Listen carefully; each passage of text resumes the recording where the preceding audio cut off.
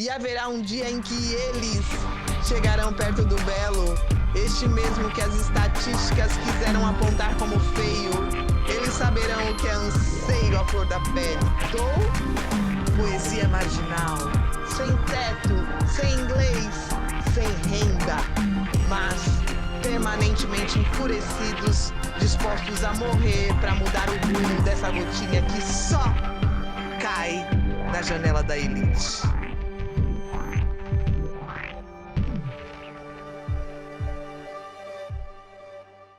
Bruno Mascarenhas, intelectual, jornalista e, principalmente, um idealista, que mesmo tendo nascido em uma classe média com mais privilégios, tem um outro olhar para a sociedade. E foi por isso, exatamente, que nós o convidamos para o nosso programa. Bem-vindo ao Mundo dos Raros, Bruno. Obrigado. Que prazer enorme tê-lo aqui. Prazer é meu. Ótimo, gente. Na verdade, vai ser um bate-papo extremamente informal, porque esse homem tem história. E a gente vai aprender muito com ele, eu tenho certeza. Bruno, vamos lá falar um pouco da tríade infância, adolescência, juventude. Acho que é bem interessante. Eu cresci numa família de classe média que não tinha problema para sobreviver.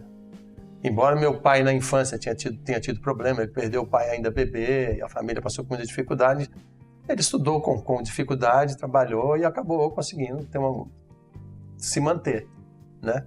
E ele acabou trabalhando para o governo americano. Isso tudo em que parte do Brasil? É Minas. Minas. Eu sou de Belo Horizonte. Beleza. E meu pai trabalhou na Amazônia, e depois ele foi convidado para trabalhar nos Estados Unidos. Então ele ficou lá mais de um ano, ele era engenheiro agrônomo, formado em Viçosa. E lá ele trabalhou em colônias penais e inclusive, durante a guerra, ele projetava máquinas agrícolas para a indústria, para produzir alimento, né? Porque os Estados Unidos foram o celeiro do mundo durante a guerra, né? Porque não teve guerra no terreno americano. Então lá havia uma produção enorme de alimentos. Certo. Então ele produzia, junto com um alemão, produzia máquinas agrícolas, protótipos para ir para a indústria. Um inventor. Ele criava. Inclusive teve um episódio que uma vez os americanos começaram a discriminar o alemão, chamando ele de nazista, porque ele era alemão. Sim. E meu pai entrou na briga. Ele falou, não, ele não era nazista, ele só nasceu na Alemanha.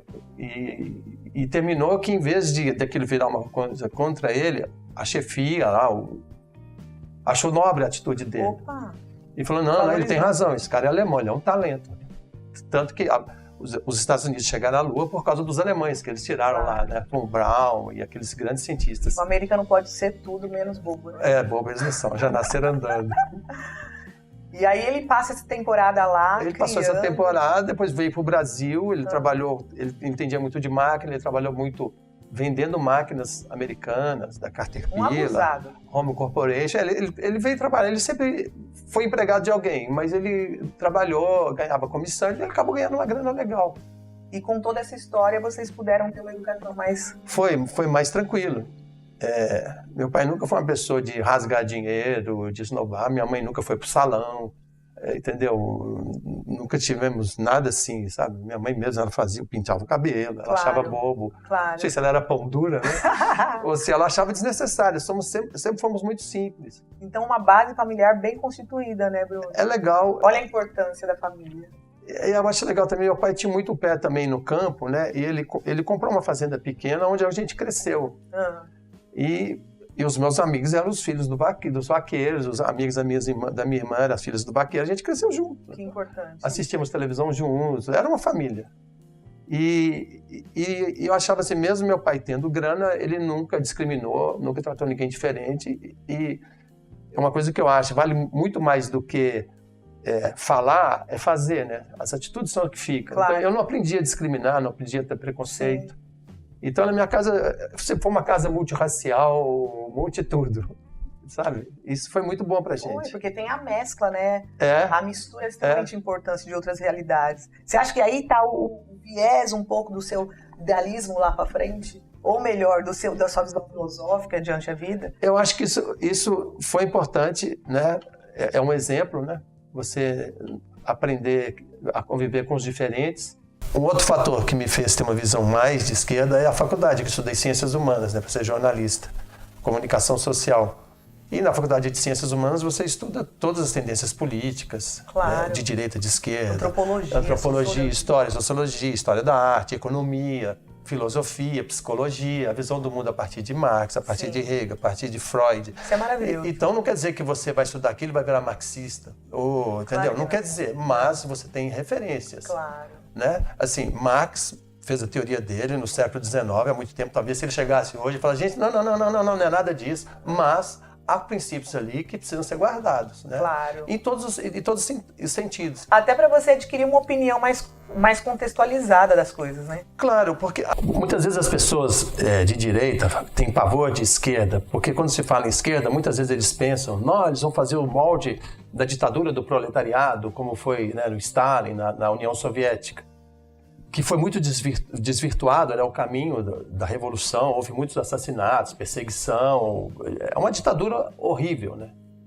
Então, mas as pessoas esquecem que é o seguinte, ninguém quer transformar o Brasil, nem nenhum outro país, numa ditadura do proletariado. Agora, para as pessoas terem noção, o que traz algum tipo de humanidade para a nossa sociedade são pensamentos de esquerda, pensamentos socialistas. Por exemplo, assim, se hoje as pessoas têm os benefícios sociais, por exemplo, uma mulher estuprada, ela tem o direito de ser atendida pelo Estado gratuitamente. Isso é uma conquista socialista, claro, uma conquista de esquerda, né? O adicional de férias, de 30% de adicional de férias, é uma conquista. 13º. Então, os princípios socialistas é o que torna o capitalismo menos desumano. Porque na época que o capitalismo começou, no início da Revolução Industrial, não existia separação. A família toda trabalhava, criança de 5 anos. O pai, a mãe, todo mundo trabalhava 16 horas por dia. Então, essas conquistas, né? Hoje as pessoas trabalham 44, 40 horas por semana, tem algum tipo de direito, adicional de férias, tudo isso são lutas de esquerda. Claro. Então, assim, é porque as pessoas têm um preconceito do que seja esquerda. Muita gente que é de direita, na realidade, é de esquerda, ou tem sentimentos de esquerda. Filosóficos, né, Bruno? Porque o pensamento de esquerda é assim, vamos tornar a sociedade mais humana. Aí as pessoas falam, nossa, você quer transformar aqui na Venezuela e tal. As pessoas não entram a fundo naquilo. Claro. Por exemplo, a Venezuela, assim como no Brasil, assim como no Oriente Médio, um lugar que tem petróleo. Onde tem petróleo tem dinheiro. Onde tem dinheiro tem interesses internacionais. Então, assim, o que o Hugo Chávez fez a princípio é pôr um ponto final na intervenção internacional. Só que ele recebeu tanto boicote, tanta falcatrua, que o que ele fez, a resistência dele foi ruindo. Inclusive, o John Perkins, que é um ex-assassino da CIA, que escreveu um livro, Confissões do Assassino Econômico, ele conta sobre a tentativa dos americanos de matar o Chávez. E não conseguiram. Claro. Mas vários outros presidentes eles conseguiram matar. Porque ele fala assim, não existe Brasil, Venezuela, Estados Unidos. Existe a Procter & Gamble, existe a Shell, existe a Chevron, existe a Coca-Cola, existe a General Motors. Essas são as instituições que mandam no mundo. Esses que são os grandes interessados, a indústria bélica, né? Então, é isso. Em tese, assim, vamos dizer, economicamente, bem sucintamente, a esquerda ela é bem ortodoxa em questões econômicas. O Estado deve prover, entendeu? Não pode privatizar nada, falando de uma maneira grosseira. Mas em termos de comportamento social, é muito mais tolerante, é muito mais aberta, enfim. E a direita é o contrário. Ela é mais careta em questões, a família, né? A menina... Conservadorismo. No meu tempo tem que casar virgem, o pai e a mãe não podem se separar. Então, e economicamente é mais aberto. Não, vamos privatizar, vamos deixar o mercado. É um pensamento conservador e na economia o neoliberalismo, mais ou menos? Seria mais ou menos, E eu acho que não pode ser nem tão lá, nem tão cá, né? Eu acho que assim, o Brasil vive um problema muito sério, porque o Brasil não passa limpo os erros da história. Né? Igual, por exemplo, existem jovens enaltecendo a ditadura. Eles não viveram a ditadura. Né? A ditadura, no período da ditadura militar no Brasil, né, que houve outras, foi o período que o Brasil teve a maior dívida externa da história do mundo. Sim. Nós estamos pagando isso. Né? Houve concentração de renda, né? Não houve avanços sociais significativos. e muita corrupção. Liberdade ceifada. Liberdade de imprensa não existia. Então, assim, ninguém falava de escândalo de corrupção. Claro, não podia falar. Sim. Né?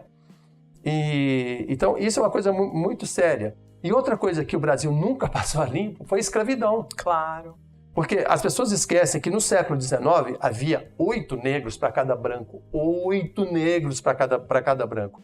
E durante mais de 300 anos, a escravidão produziu riquezas no Brasil. Sim. E as pessoas não sabem, por exemplo, assim, uma pessoa produz riqueza, ele morre, a riqueza não morre, fica.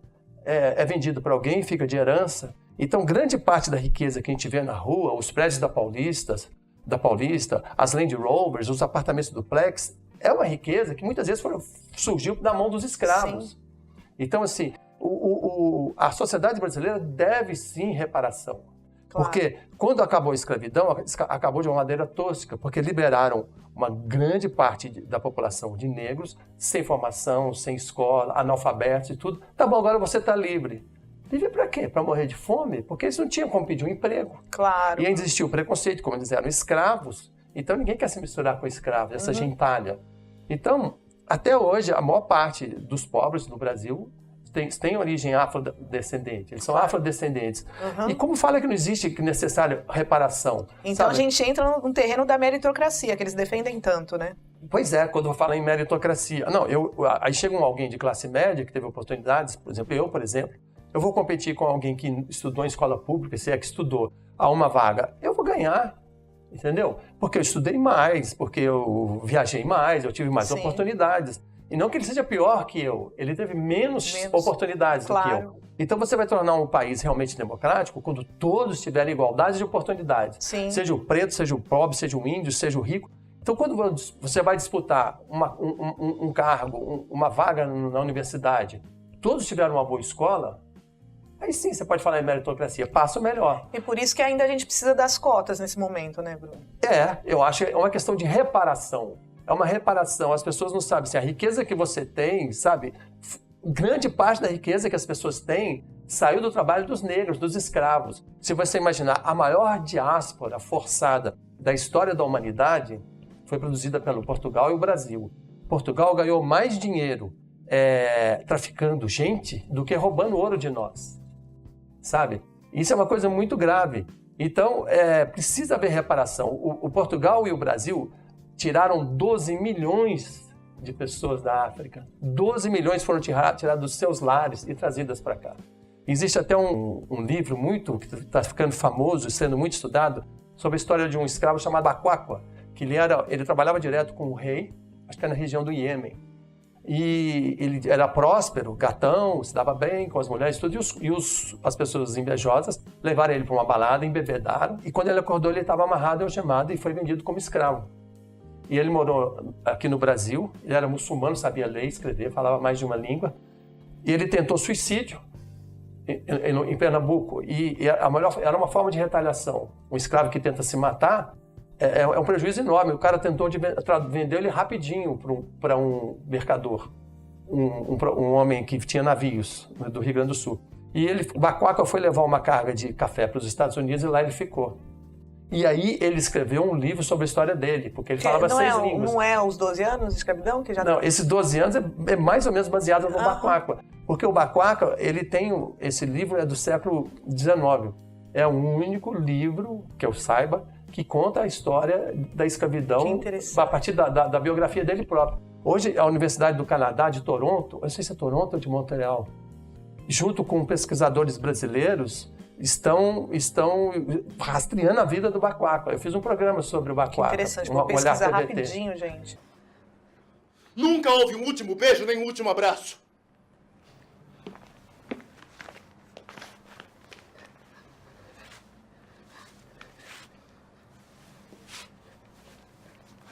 Estou falando da África, senhores. A diáspora africana foi um dos fenômenos mais importantes da história da humanidade. Foi a maior migração forçada de gente na história da humanidade. Então é importante como história mundial, né?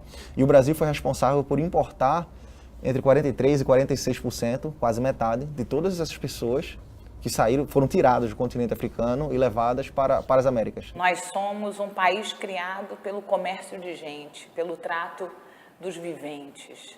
É um modelo né, de historiografia, de forma de mostrar que nós temos que dar atenção para os sujeitos individualizados, para além daquela questão de um estudo apenas de classe, né, apenas estrutural. Porque outra coisa assim, muitos dos negros que vieram para cá, eles sabiam ler por causa que na religião muçulmana as pessoas precisam saber ler para ler o Alcorão. Uhum. Então eles vinham para cá e eles também dominavam muito a siderúrgica. Em Minas Gerais, por exemplo, quem produzia os minérios antes da siderurgia chegar ao Brasil, mas incipientemente, eram os negros. E eles produziam os ferros, as ferramentas, e eles vendiam, porque os donos da fazenda, os portugueses que chegaram, nem sabiam falar, nem sabiam escrever. Que maravilha. Entendeu? Você passar tudo isso pra gente. E eu tá me vindo aqui na cabeça agora, você mesmo, vamos falar do outro lado da ponte, e você com esse olhar tão crítico em relação à sociedade que você nasceu. Como que é isso pra você? E o que você acha da nossa elite atual? Eu acho que o problema da elite é essa. Como dizia o Milton Santos, né, o geógrafo negro, ele falava, a classe média brasileira não quer direitos, quer privilégios. Então, assim, as pessoas querem privilégios, né? E não querem perder esse privilégio. As pessoas não querem que aquela mulher negra seja médica. Eles querem que aquela mulher negra seja empregada doméstica em casa, porque ela vai custar barato para mim e vai me servir. Entendeu? Eu falo o dia inteiro, eu moro só, né? Quando meus filhos estão comigo, eu faço a minha faxina, eu lavo meu banheiro, eu lavo as minhas roupas, eu faço a minha comida. E eu falo para meus filhos, acorda, quando vocês crescerem não vai ter nenhuma afrodescendente servindo para vocês. Eu estou te dando um exemplo, não tem afrodescendente me servindo aqui, entendeu? Eu não sou melhor que ninguém. Eu fiz um programa recentemente com pessoas da África do Sul, e eles falando que o Brasil era muito semelhante, porque lá tem a parte rica, a parte pobre, arame farpado, a segregação, o medo. E aqui é a mesma coisa, porque a elite brasileira não entende, assim, eles nunca vão ter segurança, eles nunca vão ter paz para viver nesse país violento, enquanto não houver igualdade de oportunidades, educação e distribuição de renda. Não quer dizer que o pobrezinho vai ganhar a mesma coisa que o industrial vai ganhar, mas dá para o industrial ganhar um pouquinho menos e o pobrezinho ganhar um pouquinho mais, para ele viver com mais dignidade. Sim. E na hora que ele tiver dinheiro, ele vai consumir mais. No fim das contas, o industrial, o rico, vai ganhar dinheiro Com também. certeza. Mas só que vai estar melhor dividido esse bolo. Então, se as pessoas se distribuir melhor a renda e dar oportunidades melhores, o país vai ser melhor para todo mundo. E num país que se diz católico, né, que é um país cristão, né, o que mais a gente precisa ter é compaixão. Com certeza. Não dá para você ver um ser humano dormindo no chão, um ser humano dormindo na favela. Não dá para você ver 63 jovens negros serem assassinados todos os dias e fingir que não está acontecendo. E essa receita, eu penso assim, poderia começar lá dentro da casa dele, com a empregada doméstica, pagando um curso, né, de técnico pro filho da empregada doméstica. Será que isso custa tanto assim? Olha, eu falo pela minha namorada, uma menina foi trabalhar na casa dela, no tempo que ela tinha filhos pequenos, precisava, e ela falou assim, não, você pode trabalhar aqui, eu vou te ajudar. Menina não tinha onde morar, você pode morar aqui, com a única condição, você vai estudar, você não vai ser empregada doméstica, não. É outra visão. Você vai ficar aqui até se formar no ensino médio, depois você vai arrumar um emprego. Quer dizer, é a outra visão. Com certeza. Entendeu? E é uma visão inteligente, né? Claro. Que, por exemplo, eles não fazem nada. Aqueles meninos da Fundação Casa, por exemplo, uma hora saem de lá. E aí? Pois é, exatamente. Porque as pessoas dizem, né, assim, deixa que as meninas lá, são todos bandidos mesmo, Sim. não tem recuperação. A questão é que, como eu estava dizendo, enquanto a parte da sociedade quiser manter privilégios, enquanto não houver distribuição de renda, igualdade de oportunidade, a fábrica de bandidos vai continuar existindo. O Sérgio Vaz, né, o poeta, o ativista aqui do Jardim São Luís, ele me contou, o vizinho dele estava cometendo crime. A mãe perguntou para ele, Sérgio, meu filho está cometendo crimes, ajude ele lá, com o Sérgio é uma referência. Claro. O Sérgio foi falar com o moleque e falou, pô, você está fazendo crime, você está assaltando. Olha o que o moleque disse, o que você quer que eu faça? Vai trabalhar no McDonald's e ganhar R$800 por mês? Eu não quero nem saber, eu vou ser bandido. E se eu viver uns 2 ou 3 anos, tá bom, eu sei que eu não vou durar. Sim. Mas eu não quero viver como eu vivo. Eu prefiro viver com grana e morrer cedo do que viver mal a vida inteira. Aí o Sérgio falou, pelo menos não faça crime aqui na região. Não, isso aqui não, tamo junto. Então, assim, é muito sério isso. Agora, se esse moleque tivesse tido a oportunidade de estudar, se a família dele tivesse uma grana a mais, entendeu? Talvez ele não fosse bandido. Sem dúvida. Bom, gente, vocês viram aqui que vai ter que ter mais programa. É muita informação, muitas reflexões que nós tivemos aqui. Então, Bruno, você topa ficar mais um pouquinho com a gente? Claro. Que bom. Então, até daqui a pouco. O sucesso do canal depende de vocês. Então, vamos lá. Deixe seu like, se inscrevam, compartilhem e divulguem.